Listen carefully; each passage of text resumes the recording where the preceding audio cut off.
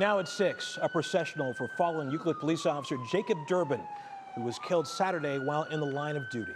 Hours ago, his body was taken past his brothers and sisters in blue at the Euclid Police Department on the way to the funeral home. Tonight, we are learning when Officer Derbin will be laid to rest, plus new details of the investigation into his death. But first, how we got here. So the 23-year-old, yes, just 23, was shot and killed Saturday night around 10 p.m. while responding to a call on East 211th Street. That's when the suspect ambushed officers with gunfire, and Derbin died as a result. Now that suspect, 24-year-old Deshaun Anthony Vaughn, was killed yesterday during a standoff with police. And we start with team coverage tonight. Lindsay Buckingham is looking into Officer Derbin's life and legacy. But first, Lena Lai is outside the Euclid Police Department, where that processional drove past this afternoon.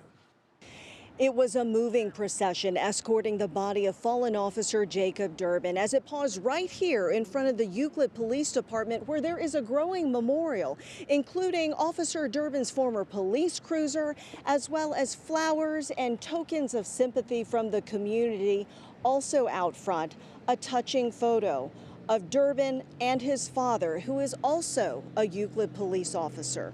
Just before 4 o'clock, the procession, including several neighboring police departments, escorted Derbin's funeral hearse from the medical examiner's office in Cleveland to the funeral home in Middleburg Heights, but not before a very important detour to Euclid, a final stop at the Euclid Police Department, where Derbin's fellow officers in blue lined up alongside the sidewalk and saluted him. It was a moment that dozens of residents also heard was going to happen, and they wanted to be here. Just to show my compassion and my love, for all the police do, for us. Meanwhile, the investigation into Derbin's death continues. Police say he was killed in an ambush-style attack Saturday night by 24-year-old Deshaun Vaughn. Police say Derbin was responding to a disturbance call by the mother of Vaughn's children.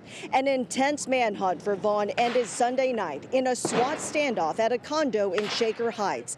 Sources today confirm that there was an exchange of gunfire between Vaughn and police, and he was heavily armed with a MAC-10 submachine gun similar to this one. He also opened fire on police drones. Two of them, exclusively here, I'm told, were shot up by Vaughn. When SWAT teams moved in, they found him dead with another magazine of bullets in his lap. But what is not clear is whether Vaughn died because he shot himself or because he died by police gunfire. But what is clear tonight is the tremendous outpouring of support by Derbin's former colleagues, as well as the community here in Euclid. In Euclid, Lena Lai, 3 News. And funeral arrangements for Officer Derbin have been set for this weekend. Calling hours will be held this Friday, the 17th, from 3 p.m. to 8 p.m. at Ripepi Sons Funeral Home on Bagley Road in Middleburg Heights.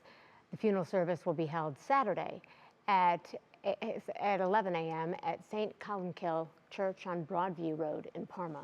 The burial will be held following the service at St. Mary's Cemetery in Cuyahoga Heights.